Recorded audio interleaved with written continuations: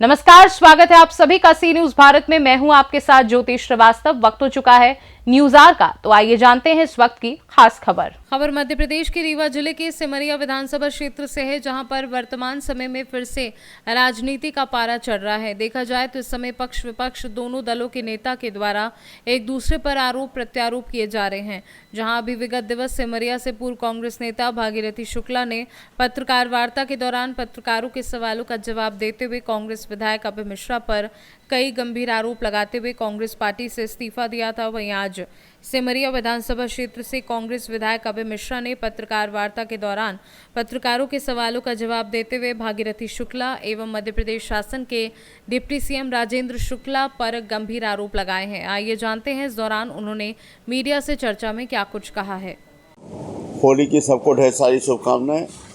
विधानसभा सत्र समाप्त हो गया है, अभी एक दिन का बचा हुआ है और मैं वापस लौट के रीवा आ गया हूँ। मैंने विधानसभा में जनता का वोट लिया, उनके प्रति मेरी जिम्मेवारी बनती है, कुछ क्षेत्र में बनती है, कुछ यहाँ लोकल स्तर पर और कुछ विधानसभा स्तर पर मैंने अपनी किन जिम्मेदारियों का किस तरह से निर्वहन किया उस संबंध में एक आध वानगी आप लोगों के मन में बात चल रही होगी। जो 17 तारीख को मेरा प्रश्न लगा था समदड़िया मामले में, हमारा ये कहना है कि हम जनसेवक जनता का वोट इस बात के लिए नहीं लेते कि उसके एक एक वोट से 100-100 करोड़ रुपए पैदा करें। 1-2 करोड़ नहीं, 100-100 करोड़। जो सीधे साधे विधायक होते हैं, जिनको कहते हैं कि अनपढ़ है, गरीब है, वो अपना खर्चा पहुँचाने के लिए छोटा मोटा इधर उधर हाथ मारा, कहीं कमीशन ले लिया, कहीं छोटा मोटा काम कर लिया तो बहुत बदनाम हो जाता है। एक बच्चा भूख लगी हो और दुकान से ब्रेड उठाकर भाग दे तो उसको भीड़ पीट कर मार डालती, चोर चोर डाकू डाकू कहकर। कोई ये संवेदना नहीं रखता कि भूखा रहा हो। लेकिन अगर एक सफ़ेद पोष आप ही के वोट से, आप ही के विश्वास से स्वयं को निर्मित करके आप ही पे सत्ता करें और आप ही के वोट के माध्यम से 3-3 हज़ार करोड़ रुपए का घोटाला कर दे, हम आप जिंदाबाद बुलाते हैं और विकास की गाथा में विकास पुरुष कहते हैं। इसकी एक वानगी है। जब मैं रीवा का चुनाव लड़ा था, मुझे तो पता था, चीज़ें मुझे सब पता थी। समय इतना कम था कि मैं कह रहा था पर आप लोगों को विश्वास नहीं हो रहा था। आप लोगों को ये लग रहा था कि बदनाम करने के लिए किसी को कह सकते हैं। कभी लगा होगा कि ठीक हो सकता है, कभी लगा होगा नहीं हो सकता है। Dual mind. मैंने होटलों की बात की थी, बाद में सभी विधायक जब सरकार गिरी लौट के बताए कि भैया जी के होटल में विश्राम करके आया। मैंने समदड़िया की प्रॉपर्टी की बात की थी, एक एक प्रॉपर्टी का उस समय भी मैंने चार्ट बांटा था। कोई विश्वास करने को तैयार नहीं। अब हमने एक प्रश्न लगाया और उसका सरकार का जो उत्तर आया, उसमें विधानसभा में जो बहस हुई, माननीय मुख्यमंत्री जी भी बैठे थे, कमलनाथ जी भी बैठे थे, सभी लोग थे इत्तेफाक से। वो बहस आपने सुनी होगी, आप तक पहुंची होगी, मैं ऐसी उम्मीद करता हूं। ना भी पहुंची हो तो मैं बताता हूं। एक 17 शहर के मध्य में 8,91,000 यानी कई एकड़ों में भूमि रही होगी, जिसका 1,511 करोड़ रुपए में एक टेंडर बॉम्बे का आदमी डालता है। दूसरा टेंडर समदड़िया जी, जो इस समय मध्य प्रदेश के नए निजाम बन गए हैं, पूरे संपत्तियों के मालिक, तो वो मात्र 121 करोड़ में डालते हैं। इसी प्रश्न को प्रदीप पटेल जी ने लगाया था 2 माह पूर्व। उनका ये प्रश्न है जिसमें उनको उत्तर दिया गया था कि messrs Vista church private limited द्वारा अनुबंध न करने के कारण निविदा निरस्त कर दी गई। मतलब प्रदीप पटेल जी ने क्या समझा कि कैंसिल हो गई, बात खत्म। अब मैंने जो प्रश्न लगाया तो उसके उत्तर में जो माननीय मंत्री महोदय जी का उत्तर आया था उसके उत्तर में उन्होंने कहा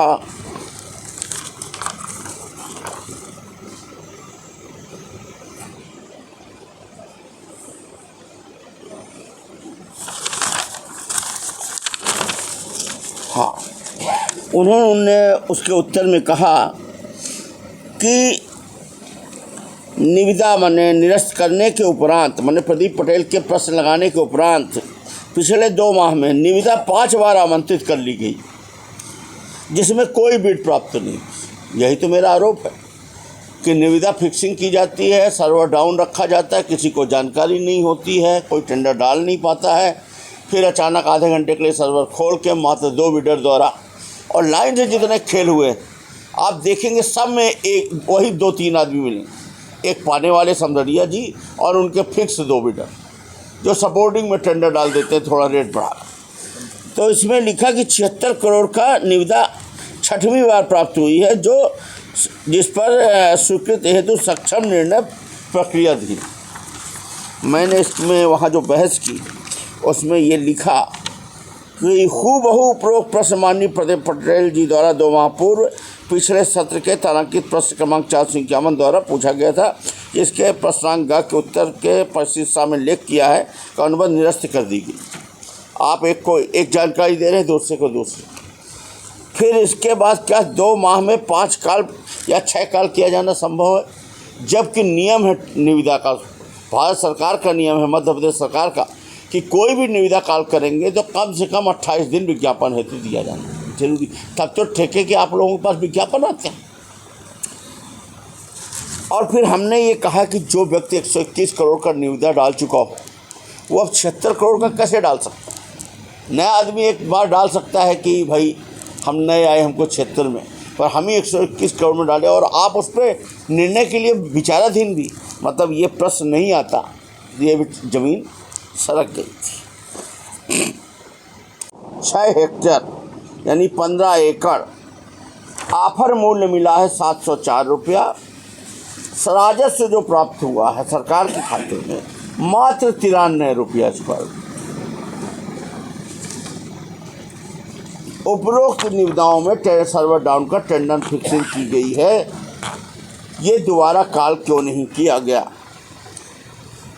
और आपने मेरे प्रश्न पूर्व में तारांकित प्रश्न क्रमांक 2342 दिनांक 19 जुलाई 24 को प्रश्न का के उत्तर में लेख किया था कि उपरोक्त संपत्तियों का बाजारू कीमत बताया जाना संभव नहीं। इन्होंने हमको उत्तर दिया था, जबकि उपरोक्त संपत्तियों का औसतन मूल्य 40 से 50 हज़ार रुपये स्क्वायर फीट है। वो कैसे? खन्ना चौराहे की भूमि 40 हज़ार रुपये स्क्वायर फीट से कम नहीं।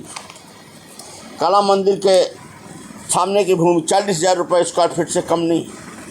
रीवा बोदाबाट लोक निर्माण का ये 35 हज़ार से कम नहीं।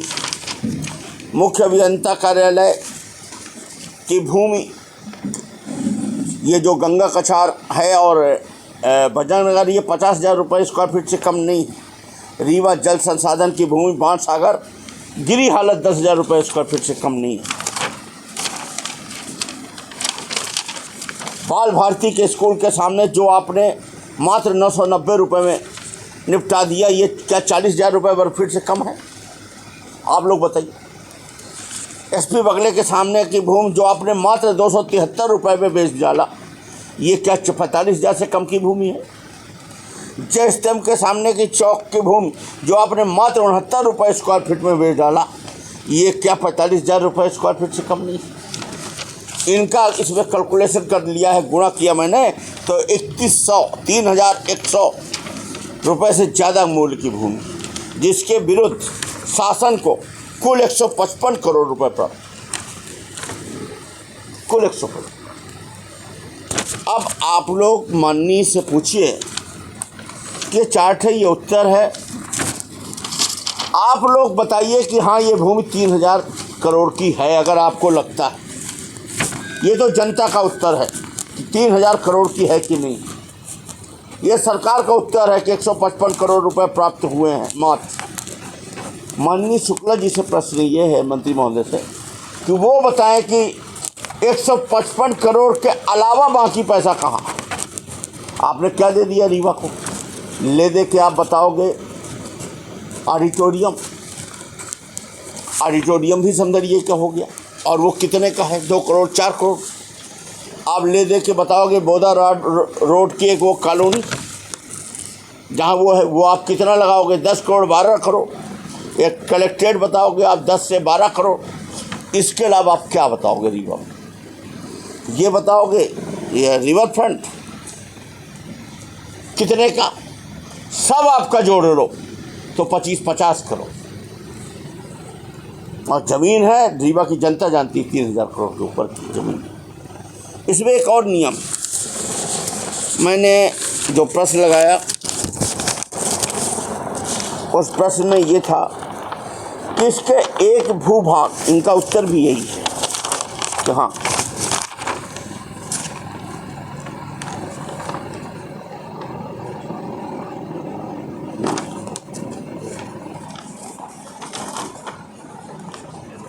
ई के अनुसार है फिर 2 लिफाफा पद्धति इस रूपये कि एक ही भूमि के एक भाग में निर्माण होगा दूसरे भाग में,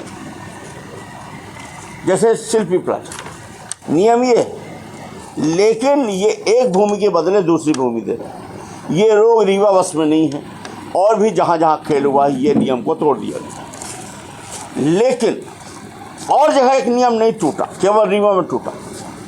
इसमें है क्या, जो भूमि है, भूमि तब तक ठेकेदार को नहीं दी जाएगी जब तक कि उसके बदले जो काम करना है उसको पूरा करके हैंडओवर नहीं कर दे। इसके भी 25% के 4 स्लैब जो एक्ट इन्होंने जो जवाब दिया है, इसमें ये पूरा पढ़ेंगे तो बहुत टाइम लगेगा, मेरे पास तो सब कुछ है। क्या आप जितने प्रतिशत आप काम कर लें, मान लीजिए जैसे एक ज़मीन है उसके 4 भागों में उन्होंने स्लैब बनाया है, क्या आप उसके बदले ये बनाने वाले हैं तो बना के हैंड ओवर करिए, तो हम आपको इतना दे दें। इन्होंने हैंड ओवर नहीं किया, पहले दिन ही टेंडर लिया, और किसका संरक्षण था कि अधिकारी ने इनको अनुमति दे दी कि तुम बनाना चालू करो दो, और जो उसके बदले बनाना था, जैसे रिवर फ्रंट ले लीजिए, 20 किलोमीटर बाएँ 20 किलोमीटर दाएँ, 40 किलोमीटर बनना है, अभी कितना बना होगा, 5 किलोमीटर भी नहीं बना, और बदले में आपने ज़मीन पूरी दे डाली, उसके बदले में उसमें बिल्डिंग भी खड़ी हो गई, उसके बदले वो बिक भी गया, जनता से आपने पैसा ले लिया लोकल एग्रीमेंट कर करके। और जब ये समान बस स्टैंड बना था, जिसका इसमें जिक्र नहीं है, उसमें तो गजब ही हो गया। उसमें तो नगर निगम की प्रॉपर्टी थी, नगर निगम डायरेक्ट जाके लोगों की रजिस्ट्री करा देती थी। उसी में स्टैम्प शुल्क चोरी का मामला चल रहा है कि आपने स्टैम्प शुल्क चोरी की 8 करोड़। और एक और मामला परफॉर्मेंस, 2 साल की DLP, किसके बदले जो आप बनाएंगे उसकी परफॉर्मेंस। इन्होंने जो सामान वाला हुआ था उसमें 8 करोड़ रुपए की FDR दी थी बैंक ऑफ बड़ौदा की। नगर निगम ने उस ज़माने में 6 महीने के अंदर एक कलर्ड फोटोकॉपी FDR की लगा दी, ओरिजिनल इनको FDR दे दी, और बैंक ऑफ बड़ौदा से वो FDR कैश भी हो गई। ये तो डॉक्यूमेंट ऐसे हैं ना कि जिसको आप झुठला नहीं सकते। ये सब इतना बड़ा रीवा में ज़मीन का घोटाला हो गया, और हमारे माननीय चुप हैं। इसको वो रीवा की विकास की गाथा में गिनाते हैं कि मैंने रीवा को ये दिया ये दिया, तो जब आप इसको विकास की गाथा में गिनाते हो तो इस लूट की गाथा में भी अपनी हिस्सेदारी बताओ कि हमने लूट को क्यों संरक्षण दिया, हमारा इसमें क्या इंटरेस्ट था, या नहीं रोका तो क्यों नहीं रोका। इतनी सस्ती भूमि तो रीवा के ही व्यापारी खरीद। अंतिम में बोला है, जो मेरे पास रिटर्न उत्तर है कि अरे भाई निरस्त कर तो दिया, मतलब सदन में एक तरह की घोषणा की, नहीं तो ये भी खेल हो गया था। दूसरा हमने प्रश्नांक खा में जो पूछा था कि पूरी जो प्रदीप पटेल को जो लिस्ट मिली थी, उसी लिस्ट के अनुरूप ये प्रदीप पटेल जी को एक लिस्ट मिली, हमको भी यही लिस्ट मिली। बाल भारती के सामने की ज़मीन, SP बगले के सामने की ज़मीन, जय स्तंभ के पास ज़मीन, खन्ना चौराहा स्थित आवास और जल संसाधन, बजरंग नगर की ज़मीन, कला मंदिर के सामने की ज़मीन, सिरमौर चौराहा बोदा बाग रोड की ज़मीन, मुख्य अभियंता कार्यालय गंगा कछार, नहीं ये मुख्य अभियंता कार्यालय गंगा कछार की ज़मीन, और समान बाणसागर की जमीन, इतनी जमीन। ठीक है, हमने इसमें जो प्रश्न पूछा है यही सब ज़मीनों का ब्यौरा देख के मैंने पूछा है कि इसको स्क्वायर फीट में बताएं। ये एकड़ हमको नहीं समझ में आता रकबा, आप तो स्क्वायर फीट में बताएं। और एक मैंने इनको चार्ट दिया कि आप हमको स्क्वायर फीट वाइज बताएं। इनका वाला निकालते जिसमें इनके हस्ताक्षर, हाँ ये इनके हस्ताक्षर देख रहे हैं, ये उनका उत्तर। इसमें हमने पूछा है कि बाल भारती के स्कूल की ज़मीन रकबा बताइए स्क्वायर फीट में, और आप सेट मूल्य बताइए स्क्वायर फीट में, टेंडर में कितने में लगाया, और आपको जो स्वीकृत मूल्य आपने किया उसका स्क्वायर फीट में बता दीजिए, और शासन को पैसा कितना मिला वो स्क्वायर फीट में बता दीजिए। ये है उसका उत्तर। बाल भारती के सामने की ज़मीन है 1,61,458 वर्ग फीट। इसका स्वीकृत ऑफर मूल्य है 2,291 रुपया। शासन को जो पैसा प्राप्त हुआ है मात्र 990 रुपये प्रति वर्ग फीट।